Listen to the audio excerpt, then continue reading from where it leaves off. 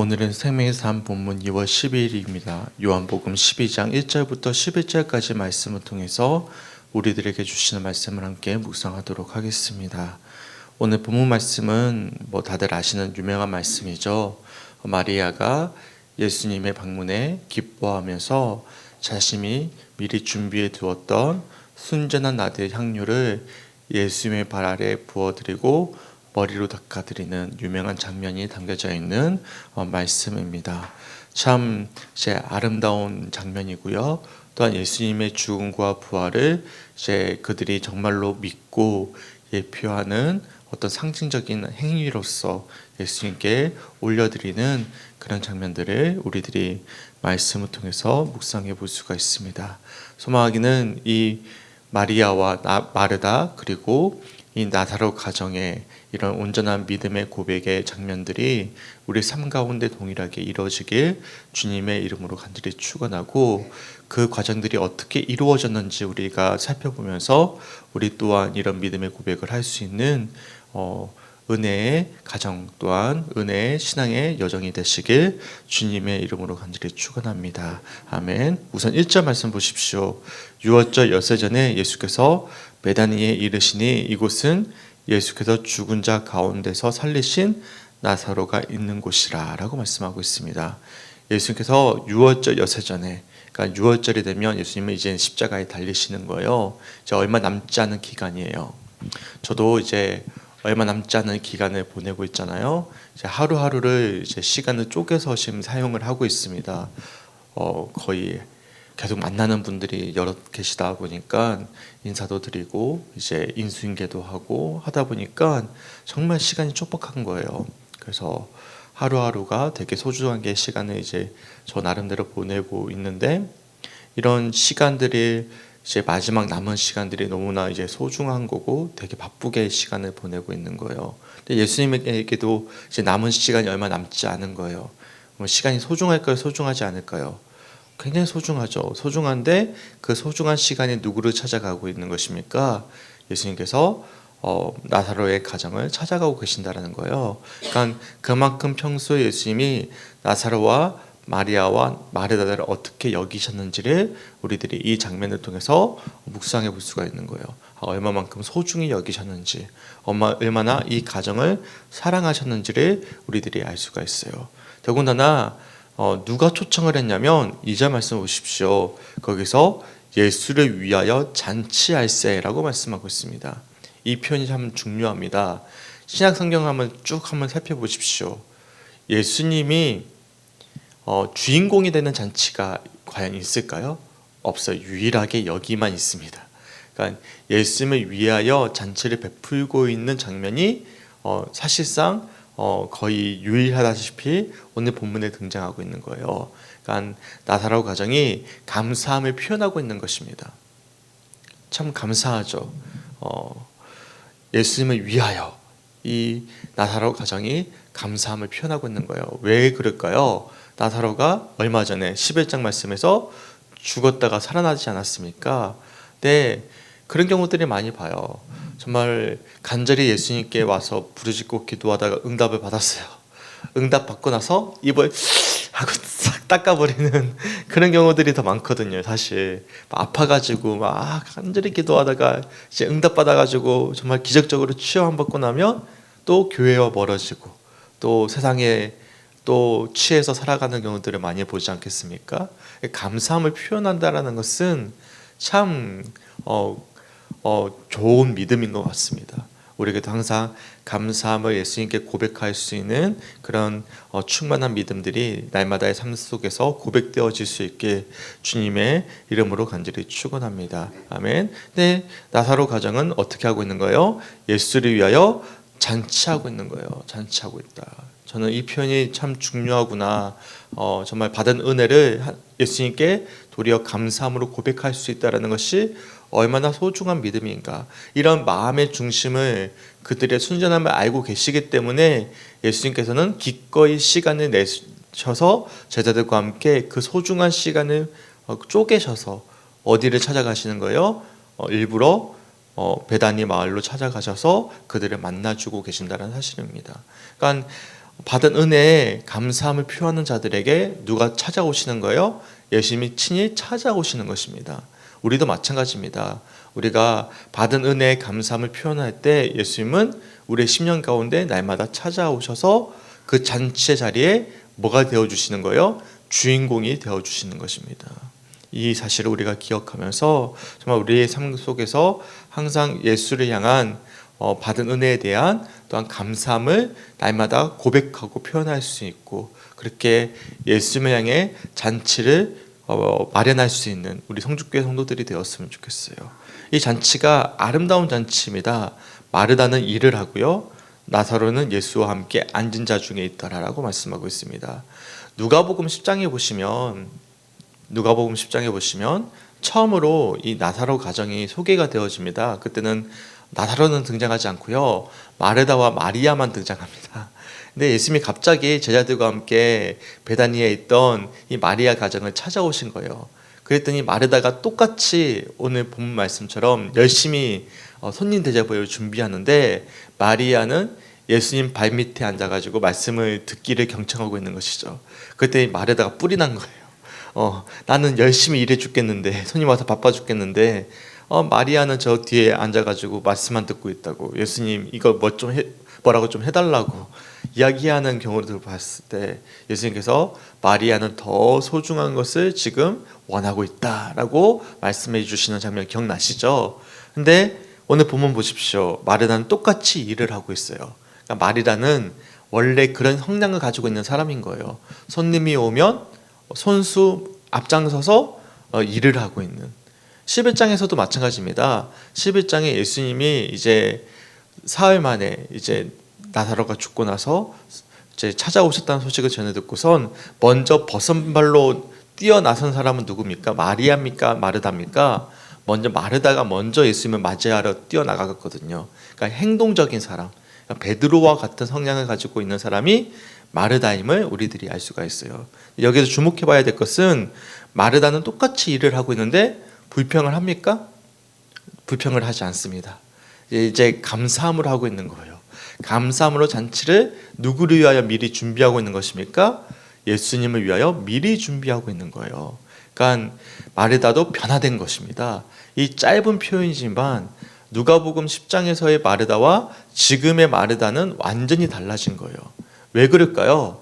누구를 경험했기 때문입니까? 예수님의 부활의 어떤 사건을 나사로가 살아남이 어떤 기적을 통해서 확신하게 된 것입니다. 그러니까 봉사하는 일이 이제는 더는 불평불만의 어떤 자기 의를 드러내기 위함이 아니라 정말로 감사함으로 그 모든 일들을 자발적으로 감당하고 있음을 우리들이 말씀을 통해서 묵상해 볼 수가 있는 것이죠. 근데 교회도 마찬가지예요. 교회도 은혜 받으면 어떻게 하죠? 노래 부르면서 합니다. 은혜가 없으면 어떻게 되죠? 저 집사님 왜 안 도와주냐? 내가 해야 되는데 나는 못해서 속상해. 이렇게 돼버리는 거죠. 그러니까 은혜 받으면 이제 어떤 일들이든 우리가 맡겨진 일들을 감당하고 또한 우리가 축복해 줄 수 있고 또 감사함을 받아들일 수가 있는데, 우리 은혜를 잃어버리면 마음 가운데 죄책감도 생기기도 하고 불평불만이 생기기도 하고 그렇게 되는 것이죠. 그러니까 우리가 예수를 체험한다라는 것, 우리가 예수를 위해서 잔치를 마련하고 감사함으로 나아간다는 것이 얼마나 중요한지, 그러기 위해선 요한복음 11장 말씀이 참 중요한 것이죠. 이 마리아 가정, 나사로, 마르다 가정에 예수님의 놀라운 기적의 체험을 그들이 직접 목격하고 경험했다라는 것이 얼마나 소중한 것인지, 나사로가 살아나는 이 체험이 얼마나 이 가정에 놀라운 믿음을 심겨주었는지, 이 표적의 사건이 되었는지를 우리들이 분명히 묵상해 볼 수가 있는 것이죠. 그러니까 마르다가 변화된 거예요. 마르다가 변화되어서 이제는 감사함으로 예수님을 위하여 잔치를 마련하고 있음을 알 수가 있는 것입니다. 그리고 나사로는 예수와 함께 앉은 자 중에 있고, 그 순간에 마리아가 어떻게 하냐면 3절 말씀이 참 우리가 알고 있는 유명한 말씀이죠. 마리아는 지극히 비싼 향유 곧 순전한 나드 한 근을 가져다가 예수의 발에 붓고 자기 머리털로 그의 발에 닦으니 향유 냄새가 집에 가득하더라 라고 말씀하고 있습니다. 여기 보시면 지극히 비싼 향료라고 표현하고 있죠.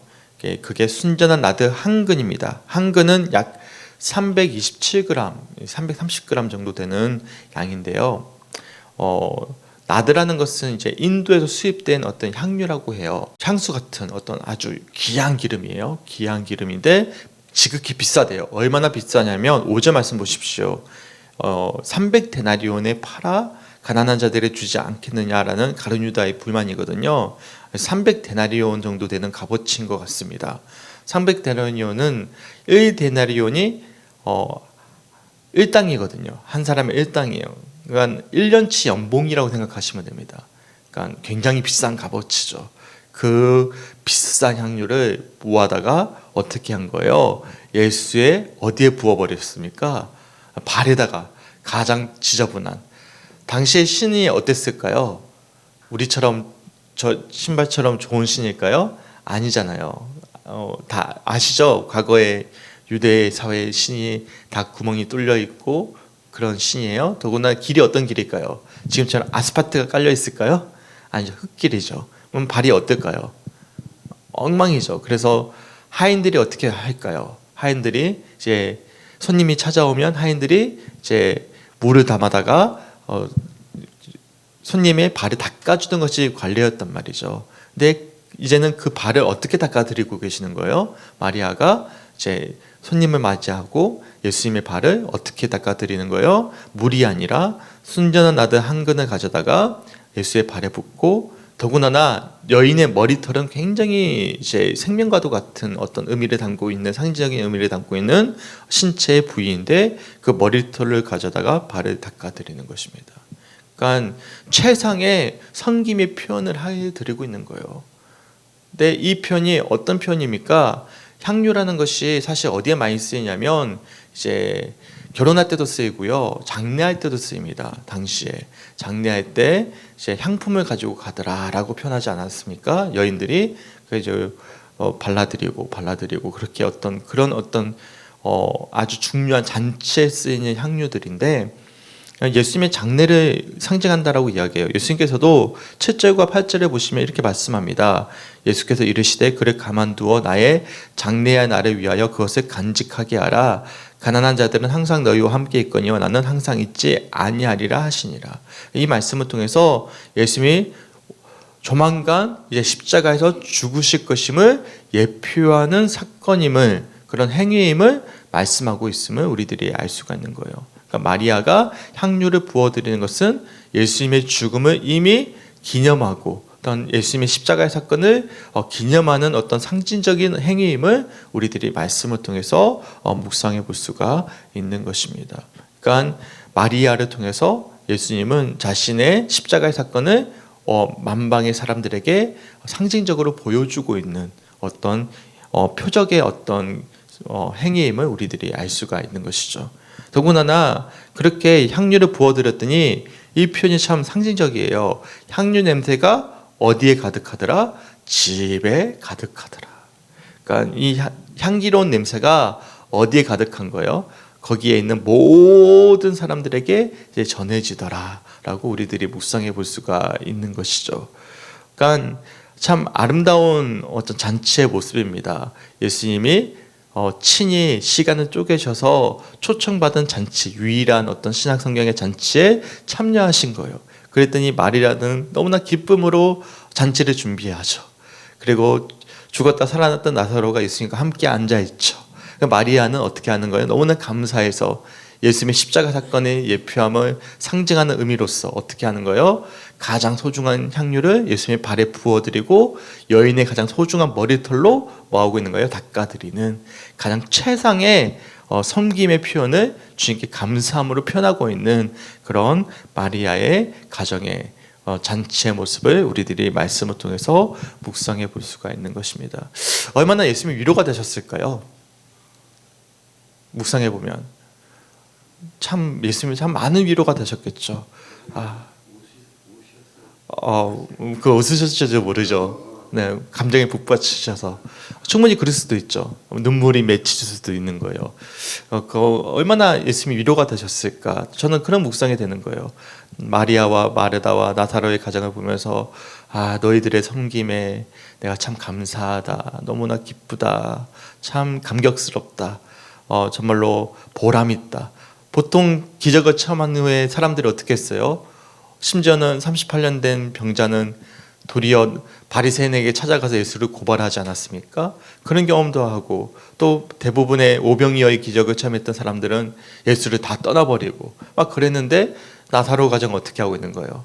정말 감사함을 최상으로 표현하고 있고, 예수님의 어떤 십자가 사건을 미리 예표하듯이 그렇게 향유를 부어드리는 그런 최상급의 어떤 감사의 표현을 드릴 때 예수의 마음이 얼마나 위로를 받으셨을까라고 되돌아본다면, 우리가 이런 장치의 모습을 통해서 받은 은혜를 하나님께, 예수님께 다시금 도로 올려드리는 것은 얼마나 아름다운 행위인지를 우리들이 말씀을 통해서 묵상해 볼 수가 있는 것입니다. 근데 그때 잔치행을 깨는 자가 등장합니다. 가룟 유다예요. 네, 가룟 유다예요. 그 마음 가운데 뭐가 들어갔기 때문입니까? 이미 악한 마음이 들어갔고, 악한 마음이 들어갔기에 악한 행위가 이루어지고 있었습니다. 어떻게 하고 있냐면 4절부터 6절까지 말씀 읽어드릴게요. 제자 중 하나로서 예수를 잡아줄 가룟 유다가 말하되 이 향유를 어찌하여 300데나리온에 팔아 가난한 자들에게 주지 아니하였느냐 하니, 이렇게 말하면 가난한 자들을 생각함이 아니요 그는 도둑이라 동계를 맞고 거기 넣는 것을 훔쳐 가밀어라 라고 말씀하고 있습니다. 제자 중 하나로서 예수를 잡아줄 가룟 유다가 어떻게 말을 하고 있습니까? 아니, 이 향유를 왜 이렇게 비싼 향유를 헛되게 사용하느냐. 전혀 예수님의 마음을 헤아리지 못하는 거예요. 예수님은 감격스러워가지고 막 눈물 흘리고 계실 것 같고 그 감사함으로 그 십자가 사건을 예표하는 그 은혜를 지금 다 누리고 있는데, 그 향유의 냄새가 지금 온 집안에 가득한데, 이 마음이 이미 떠나 있는 이 가룟 유다는 예수님의 그 마음을 전혀 헤아리지 못하고, 의도도 헤아리지 못하고 어떻게 하고 있는 거예요? 이 향유를 팔아서 가난한 자들에게 주는 것이 좋지 않느냐. 말은 좋죠, 표현은 좋죠, 의로워 보이죠. 그렇지 않습니까? 근데 속마음은 어떻습니까? 아주 검은색으로 가득한 거예요. 악독함으로 가득한 거예요. 왜냐하면 그는 도둑이기 때문에 그렇습니다. 돈깨를 맞고 거기 넣는 것을 훔쳐가고 있던 이미 마음이 악한 악독한 자였음을 우리들이 말씀을 통해서 묵상해 볼 수가 있는 것이죠. 그러면서 예수님께서 7절과 8절에 제가 읽어드렸던 말씀처럼 지금 마리아가 하고 있는 행위는 정말로 순전함으로 주님께 올려드리고 있는 그 십자가의 사건을 예표하는 행위임을 상징적으로 말씀해 주고 있음을 우리들이 묵상해 볼 수가 있는 것입니다. 완전히 비교급이죠. 나사로의 가정과 가룟 유다의 모습이 정말로 비교되고 있음을 우리들이 말씀을 통해서 묵상해 볼 수가 있는 것입니다. 그러니까 예수를 어떻게 바라보고 있는가, 어떻게 생각하고 있는가, 정말로 어떤 한 가정은 최상의 급의 표현을 통해서 잔치를 펼쳐드리며 주님께 정말 위로가 되어드리는 반면에, 한편에 그 가장 가까운 제자라고 하는 사람들은, 이 가룟 유다는 어떻게 하고 있는 거예요? 냉랭한 가슴으로 저 어리석은 행위를 어떻게 해야 되는가라고 도리어 예수님의 마음을 헤아리지 못하는 그런 어떤 참 비참한 모습을 우리들이 말씀을 통해서 묵상해 볼 수가 있는 것입니다. 어디서 결정적으로 차이가 날까요? 바로 저는 예수를 만나는 경험이라고 생각합니다.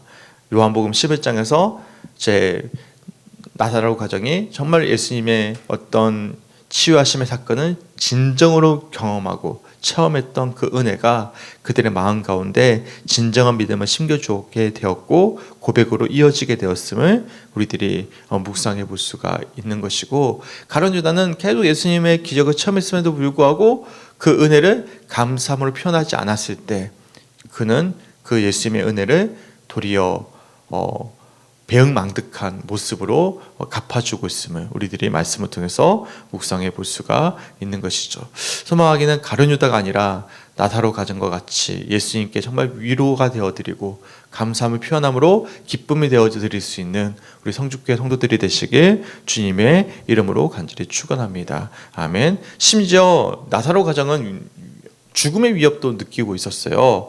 9절부터 11절 말씀해 보시면 유대인의 큰 무리가 예수께서 여기 계신 줄을 알고 오니 이 예수만 보기 위함이 아니요 죽은 자 가운데서 살리신 나사로도 보려 함이라라. 대제사장들이 나사로까지 죽이려고 모의하니 나사로 때문에 많은 유대인들이 가서 예수를 믿음이라라 라고 말씀하고 있죠. 그러니까 나사로까지 죽이고자 대제사장과 산헤드린의 공의의 사람들이 모의하고 있음을 우리들이 알 수가 있어요. 그 위험 속에서도 나사로 가정은 예수님을 위하여 잔치를 기꺼이 마련하고 순전한 향료를 내어드렸다라는 것은 얼마만큼이나 이 가정이 예수님과 친밀한 관계를 이제 맺게 되었는지를 우리들이 묵상해 볼 수가 있는 것입니다. 소망하기는 1절부터 3절까지 이 잔치의 장면을 좀 많이 주목해 보셨으면 좋겠어요. 그리고 좀 많이 묵상해 보셨으면 좋겠습니다. 우리가 이런 변화된 마르다의 모습, 또한 살아난 나사로의 모습, 그리고 가장 소중한 것을 드리는 마리아의 모습을 통해서 예수님께 받은 은혜를 감사함으로 표현하는 것이 얼마나 축복이고 소중한 행위인지, 또한 그 장면 속에서 예수님이 어떤 감정을 느끼셨을까라는 부분들을 우리가 묵상해 보았을 때 이 장면 자체가 예수님의 십자가 사건을 이제 예표하는 표적의 어떤 행위가 되었음을 우리가 묵상해 본다면 우리가 주님께 감사함을 드리는 것이 얼마나 소중한 고백인지를 우리들이 말씀을 통해서 묵상해 볼 수가 있는 것입니다. 소망하기는 오늘 주셨던 이 말씀들을 소중하게 여기시고 우리 역시도 이 나사로 가정처럼 가룟 유다가 아니라 정말로 순전한 마음으로 주님께 감사함을 표현할 수 있는 오늘 하루의 삶이 되시길 주님의 이름으로 간절히 축원합니다. 아멘. 우리 함께 기도했으면 좋겠습니다. 우리 수요일은 가정과 자녀를 위한 기도입니다. 첫 번째, 각 가정에 주신 자녀들이 학교와 직장과 사회에서 믿음으로 살아가게 하시고 창조주 하나님을 기억할 수 있도록. 두 번째, 어떠한 어려움이 있어도 믿음으로 사는 가정에 하늘의 위로와 평안이 임할 수 있도록. 세 번째, 부모의 생각이 아니라 변화되는 인격으로 자녀를 품게 하시고 자녀는 부모를 통해 하나님을 만나는 천국과 같은 가정 되게 하소서. 가정과 자녀를 위한 기도인데요. 우리 가정이 다 나사로와 가정 같은 가정이 될 수 있도록, 우리 자녀들이 될 수 있도록 함께 중보해 줄 수 있는 오늘 하루가 되시길 주님의 이름으로 간절히 축원하고, 우리 성주교회 모든 성도들의 가정들을 위해서 함께 기도해 주셨으면 좋겠습니다. 특별히 우리 정창식 집사님, 이종숙 전도사님의 이제 둘째 이제 따님의 아이가 지금 좀 위독하대요. 이제 한 달을 다 앞두고 있는데 이제 폐에 아이가 물이 차고 있다고 이제 정확히는 저는 전달을 못 받았지만, 그래서 일단은 기도해 주시고 여러 차례 지금 어려움을 겪고 있는데 건강하게 출산할 수 있도록 함께 중보해 주셨으면 좋겠습니다. 아멘. 우리 함께 기도하겠습니다. 주님, 너무나 감사합니다. 주님의 은혜 가운데 함께 하시고 붙잡아 주셔서 마르다와 마리아와 나사로 가정의 모습, 이 잔치를 예수님께 펼쳐드리며 기쁨으로 올려드리는 이 감사함의 고백이 우리의 일상의 고백이 되어지기 간절히 소망합니다. 예수를 위하여 잔치를 베푼 이 풍성한 은혜의 장면이 우리의 모습이 되어지기 간절히 소망합니다. 받은 은혜에 우리가 모른 척하지 아니하고 가룟 유다와 같이 허튼 생각하지 아니하고 우리가 진정으로 주님의 십자가의 부활과 사건을 우리가 기념하며 감사함으로 우리를 구원해 주신 것에 감사하며 우리가 날마다 잔치를 열어드리는, 그래도 예수님께 위로가 되어드리는 귀한 믿음의 성도들 될 수 있도록 인도하여 주시옵소서. 오늘 이 풍성한 잔치의 모습, 이 한 아름다운 가정의 모습이 우리 가정의 모습이요 또 우리의 삶의 모습이 되어지기 원하고, 날마다 예수님이 찾아오시는 은혜가 잔치가 우리 삶 속에서 펼쳐지게 하여 주시옵소서. 또한 간절히 기도하기는 우리 가정들을 위해 기도하기 원합니다. 우리 가정들이 나사로 가정의 모습이 되어지기 원합니다. 우리 성주교회 모든 성도들의 가정에 향기로운 하나님 예수님을 향한 감사함의 고백이 넘쳐나는 가정들이 되어지길 간절히 소망합니다. 주님 축복하여 주시옵소서.